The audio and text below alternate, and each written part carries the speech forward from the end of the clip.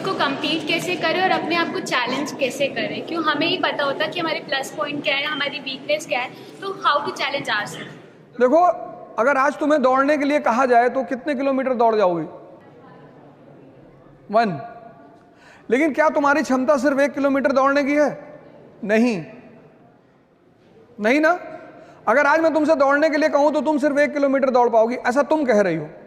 लेकिन तुम्हारी क्षमता 50 किलोमीटर तक दौड़ने की है मिनिमम। बाकी तुम अब भद्रकाली का रूप ले लो और 100 किलोमीटर दौड़ जाओ। तो अब क्या करना है तुम्हें? अब सुनो क्या करना है। आज तुम 1 किलोमीटर दौड़ी, 10 दिन 1 किलोमीटर ही दौड़ो, 11वें दिन तुम उसे 2 कर दो। स्टेमिना डेवलप हुआ।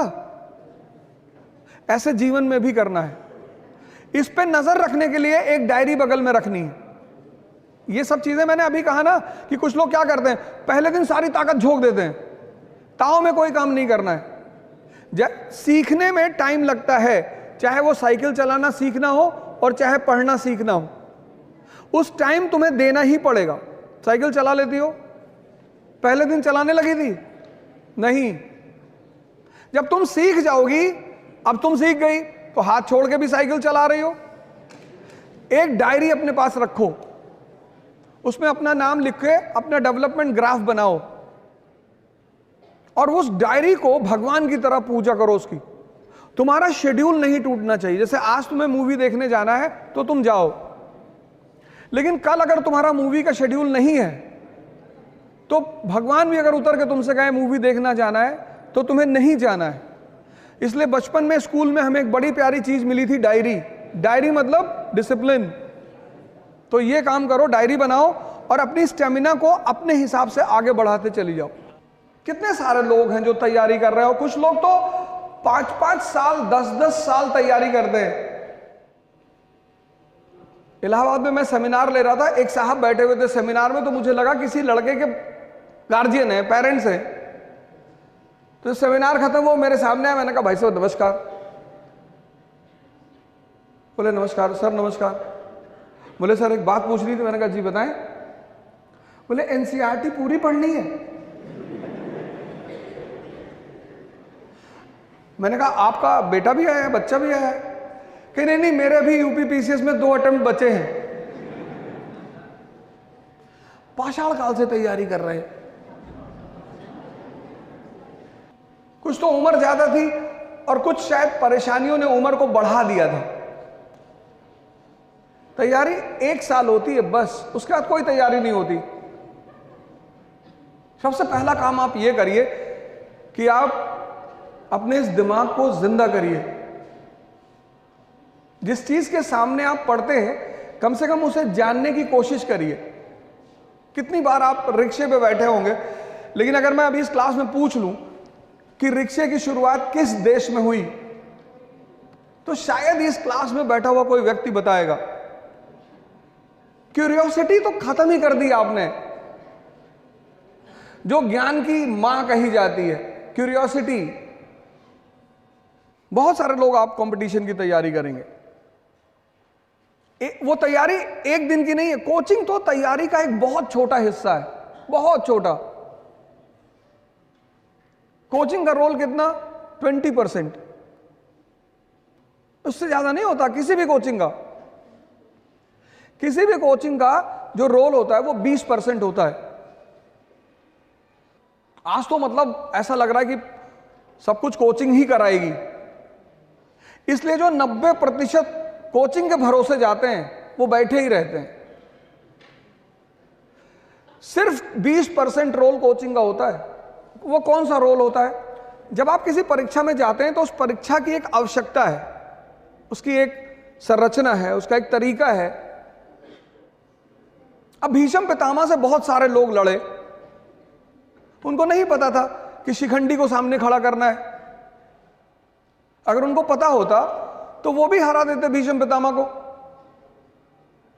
अब रावण से बहुत लोग लड़े, उनको नहीं पता था कि मारना कहां है।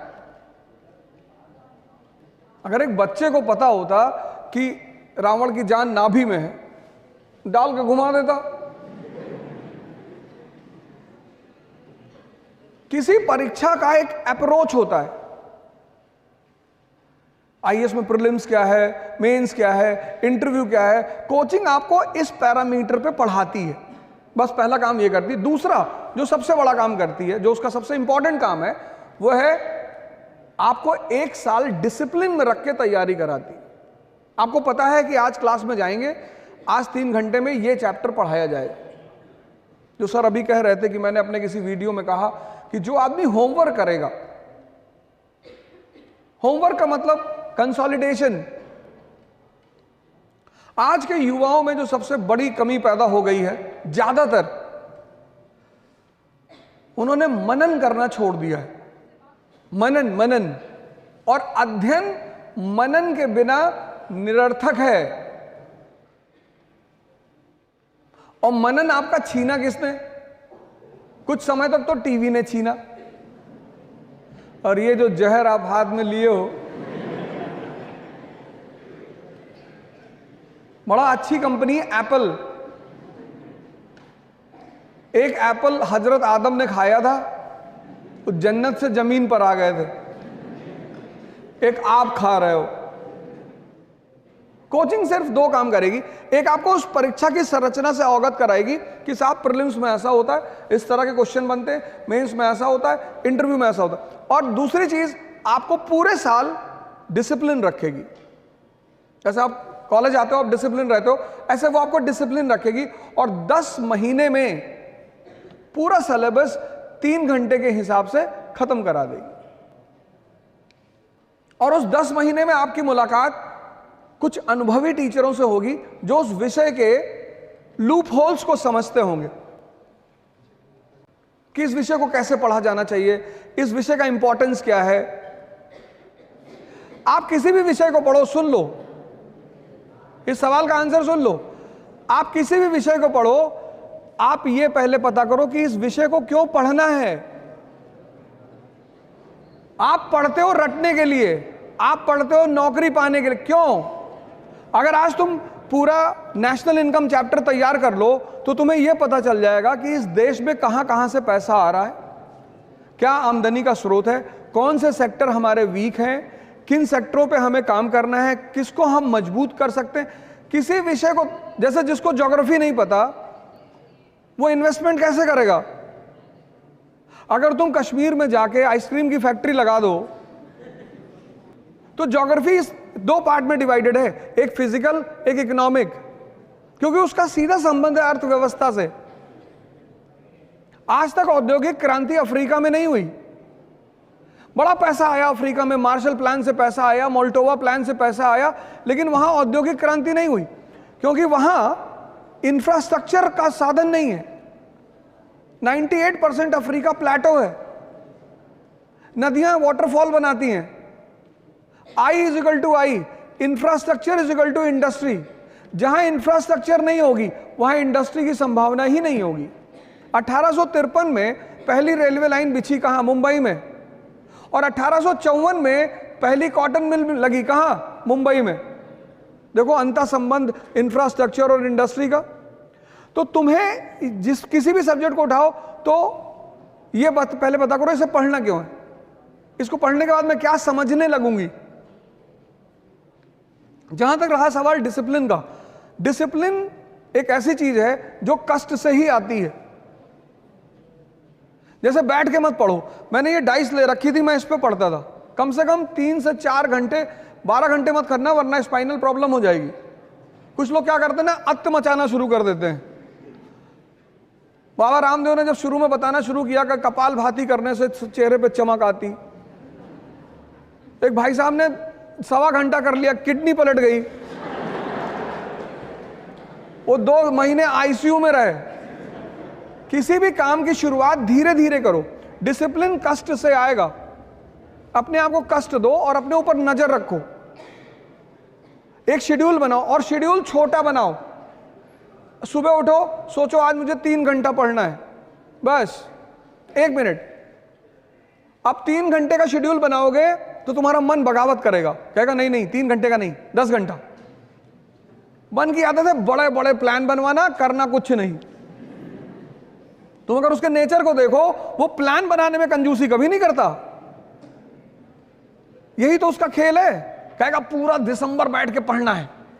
जब तुम, अगर यहां कुछ लोग बाहर के होंगे तो जब तुम अपने घर जाते होगे छुट्टी में, तो ये किताब लेके जाता होगा कि घर चल रहे हैं और टाइम वेस्ट नहीं करेंगे, पढ़ेंगे बैठ के। और जब तुम घर पहुंचते हो तो तुमसे क्या कहता है कि यार कानपुर में तो पढ़ ही रहे हो। पता लगा जितनी किताब लेके गए थे बिना खुले सब वापस आई है। छोटे छोटे वो बनाओ गोल, कहो 3 घंटा पढ़ेंगे, तो जब तुमने 3 घंटे का गोल बनाया और पढ़ गए 7 घंटा, कितना मजा आया उस दिन। जब भी तुम अपने टारगेट से बढ़कर काम करते हो, उत्साह बढ़ता है, और जब भी तुम अपने टारगेट से कम काम करते हो, उत्साह घटता है। तो जब तुम 10 घंटे का टारगेट बना के सिर्फ 3 घंटे पढ़ते हो और ये प्रक्रिया 2 महीने चलती है, तो तुम डिप्रेशन के शिकार धीरे धीरे होने लगते हो। इसलिए कम टारगेट बनाओ और ज्यादा आउटपुट निकालो और कष्ट दो अपने आप को। वही मैंने तप शब्द का इस्तेमाल किया, क्योंकि वो तुम्हारी अचीवमेंट होगी, कोई कर नहीं पाएगा। वैसे बड़ी सारी संस्थाएं हैं जो डिसिप्लिन भी सिखाती, लेकिन उससे कोई फायदा नहीं। इकरा इंटरव्यू गाइडेंस का प्रोग्राम करने जा रही है। अब इस गाइडेंस प्रोग्राम में तो पर्सनालिटी को लेकर आपकी मुलाकात हमसे होगी। मॉक इंटरव्यूज में आपको सीनियर ऑफिसर्स मिलेंगे, रिटायर्ड ऑफिसर्स मिलेंगे, सीनियर फैकल्टीज मिलेंगी, और इंटरेक्शन में आपको मिलेंगे सर्विंग ऑफिसर्स। पुणे में इसकी पहली डेट है 28 दिसंबर 2022। मैं आपको पुणे में मिलूंगा 28 दिसंबर को। दिल्ली में 22 and 29 January, JP Siddharth hotel Delhi. फिर दूसरा सेशन होगा 12 एंड 19 फरवरी 2023, जेपी सिद्धार्थ, वो पूसा रोड पे होटल है जेपी सिद्धार्थ। इसके लिए आपको एक छोटी सी फॉर्मल प्रक्रिया करनी पड़ेगी। जो भी लोग पुणे में मिलना चाहते हैं, दिल्ली में मिलना चाहते हैं, वो सारे लोग ऑनलाइन रजिस्टर करा लें, और ये पूरा प्रोग्राम फ्री है। लेकिन आपको प्रोग्राम में आने से पहले रजिस्ट्रेशन कराना पड़ेगा इकरा की ऑफिशियल वेबसाइट पे। एक बार फिर से आपको congratulations, best of luck, thank you, जय हिंद।